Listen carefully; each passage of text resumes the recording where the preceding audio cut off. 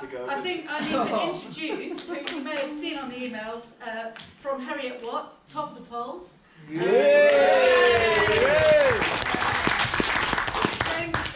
Richards, and he's going to talk about how they did it in Scotland and some of the lessons from it and some ideas for going forward. So James, over to you. Do you want me to stand up? Yeah, just Yeah. So I can yeah. hear my We little haven't further. got the megaphone. I just have to look down now. I've not brought my glasses. Oh, sorry. Okay, so this is effectively a story I'd like to tell you about behind the ballot. As you'll probably be aware, Herriot Watt came top of the polls again, 71% I think it was, or just over. We also got the highest this time last year of 64% and 76 for USS. So we've got a bit of form here. So I'm just going to take you through about 3 or 4 things that I think are probably important things to note. You may have seen an article that I wrote a few weeks ago, which I've put some copies over here. If you want to pick them up later, I can always email you a copy if there's none left afterwards. So I just want to sort of say first of all about the kind of groundwork, the background, the kind of bit about the ballot that you don't see. You obviously see the people that vote, you see the numbers at the end of it, but you have to kind of rewind a little bit as well. Tell you a little bit about our actual model, because we weren't aware that we were developing a model back for USS at the beginning of 2018, but we did. We got it out again this time last year, and we dusted it up again effectively this time around with some kind of minor differences that I probably should mention just to kind of give you an idea about that as well. Behind most of our organising and our mobilisation has effectively mainly based around emails. So I'm just going to say a little bit about how we actually use emails, and a key factor to that as well as what we think is being a kind of bit of humour, a bit of irony, a bit of sarcasm thrown in there, just to kind of, for reasons I'll tell you about in a few moments' time. So we're a small, medium-sized branch in central Scotland. We don't have any kind of real radical history or anything like that. We're a university made up of engineers and chemical engineers and mathematicians and stuff like that. We have a pretty left-leaning social sciences school, which I associate myself with. We're nothing particularly unusual, and I think that's important to kind of note. But we have, perhaps over the last 4 or 5 years, made quite some steady progress. We've got a branch committee. Most of our positions are filled. We've had good continuity. We've had some good kind of new people coming through of late. The USS dispute certainly helped a lot with that.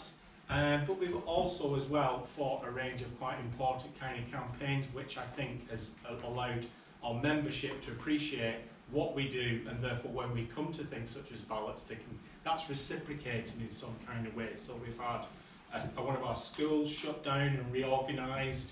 We've had a major redundancy programme 2 or 3 years ago. You may have heard on the news, we had an errant professor who has been doing all sorts of crazy things behind the scenes, something that we've campaigned hard on behind the scenes that's never been shown. So our members know we're doing stuff, and I think that's important to kind of note before you kind of get into the bit about what did we do from effectively 7 or 8 weeks ago. There is a kind of, there's a concrete foundation there to a certain extent, although in many ways we're not everywhere most of the time with in terms of kind of sending out messages and things like that. So in terms of our tried and tested model, I'd like to think now that once may have been luck, 2 was probably, we may be getting somewhere, but I think having done it 3 times, and every time we've outperformed every other branch in the United Kingdom, I think we could probably say that this is a decent model. Who's to say whether it will work exactly the same way in the future? We don't know. So a lot of it, effectively, a lot went into campaign design in one sense of the word. What we were going to do, I mean, probably best to read the article, some of the finer details as well. A big part of it was our pre-GGPO campaign. We were sending out emails from probably as early as about mid-July into August, and certainly in the first week of September.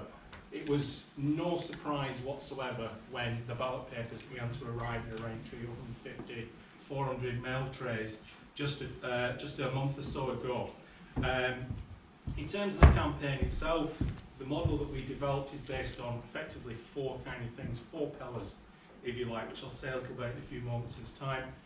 we try to localise and refresh the grievances of effectively what the campaign is about, but there's a way in which to kind of tap into local dissatisfaction as well. I'm not drawing on it explicitly because that would undermine the legalities of the ballot, of course.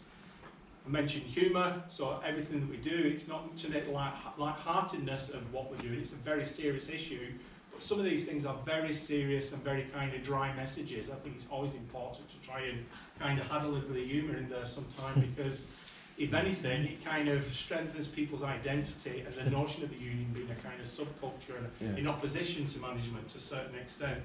So you're trying to build that kind of sense of difference from what management's saying and what the bigger messages are saying to a certain extent.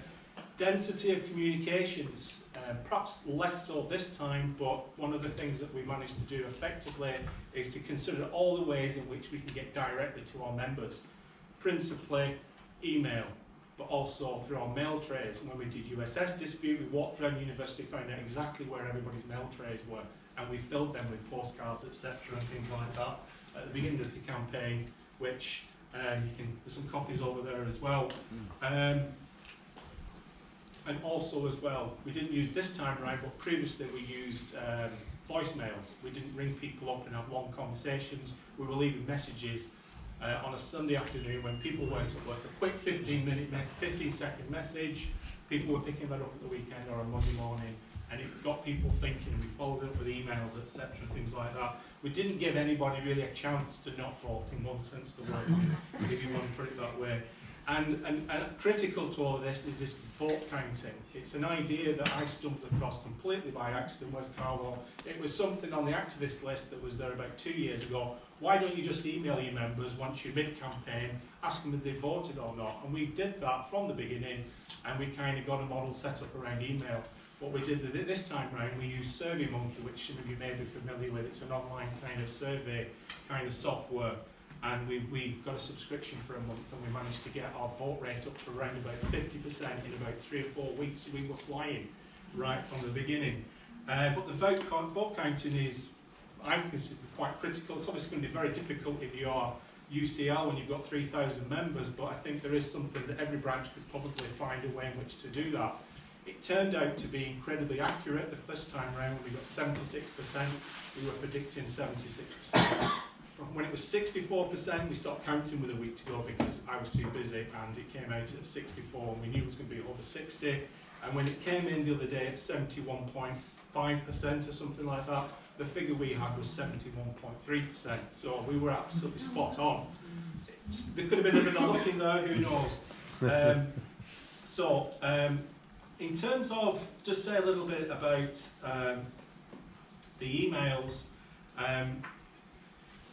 It was really about kind of getting across key messages, trying to get through to our busy, distracted, overworked, dispersed membership. How do you do that? Because in an ideal world, once upon a time, I came from engineering. You'd have a meeting on the shop floor, and everybody would down the tools, and you'd have 500 people as a captive audience. We don't have anything like that whatsoever. We don't even, most of our places don't even have common canteens and stuff like that. We're all fragmented. We have our lunches at our desk or wherever we are in the world, at home or wherever, in an airport or a bus station or a train station, etc. How do you get to these people? That was actually really quite critical to that. So we've pre-elected members of the ballot, I've mentioned that already. Lots of personal emails, reminders of the key issues, paraphrased from every time to a certain extent. We also kind of kept our wavering perhaps membership on board as well, because we were continually speaking to management about this, trying to get them on board and trying to convince them that ideas, and we kind of fed that back as well. Joe Brady visited us early on in the campaign. That was a big win for us because that allowed us then to send out a message to say these were the kind of key messages that Joe was trying to get across to us as well. And mid-campaign, people lost track of where they are that actual day. Remind people the ballot you've still got a few weeks to go, so we're kind of trying to overcome the kind of mid-term kind of balloting, etc. We passed on lots of videos that probably people in this group probably played a part in creating as well. But what we tried to do we tried to think about our particular membership in particular. Obviously they knew, they're not stupid, they knew that strike action could possibly be part of all of this, but we didn't downplay that slightly. It was not about strike, it's about voting is about power, voting is about bargaining power. It's about getting employers to recognise you and get back to the table. We can talk about strikes further down the line, we have that card, we have that action, etc. So just to kind of quickly move on, I've got a message, I know it was going to be for me then. Just to talk a little about the humour and sarcasm, etc. and things as well. I think I've got copies of emails if everybody wants to see them, etc. and things like that. Some of you may be aware, if you follow us on Twitter, we've got the Gruffalo emblem. We've not actually been sued yet for copyright yet. That has been something. You know, this idea of the USS deficit is a myth. And so is the Gruffalo. It was a moment of inspiration from one of our organisers, Joss. She was brilliant. So in our emails we mentioned things about meerkats. Carlo buying the sausages because he promised to pay every branch £50 in Scotland if they beat Herriot Watt. We had a placard waving postbox. We had a fancy dress outfit with there was a pillar box, and I walked down the corridor with a placard saying vote. And an ostrich on the back to kind of say, you know, wake up, don't put your head in the sand. And I've never seen so many people look at me. Fortunately, I couldn't even see where I was going, but I could hear people talking and going, what the hell's that? Senior managers buying HR and a couple of people from HR.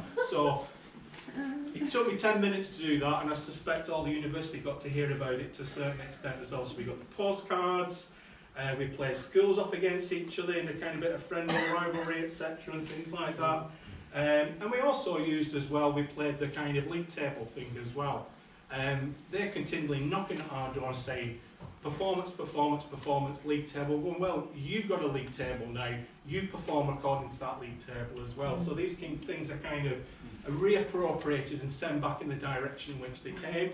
And I think people kind of appreciate that to a certain extent. And our final email, if anybody's seen our Twitter feed of late, was a great story about an alligator being chased across a golf course in Florida by a group of angry ducks. And that was a kind of metaphor for what trade unions are about. And to be honest, the alligator probably would resonate with being a certain member of senior management. So we didn't say that, we just assumed that would probably be the case. So that's, in one sense, a kind of a summary of the story. I hope you found it interesting. If you've got any questions or comments, please try now, or if not, drop me a line or something. Thanks, Steve.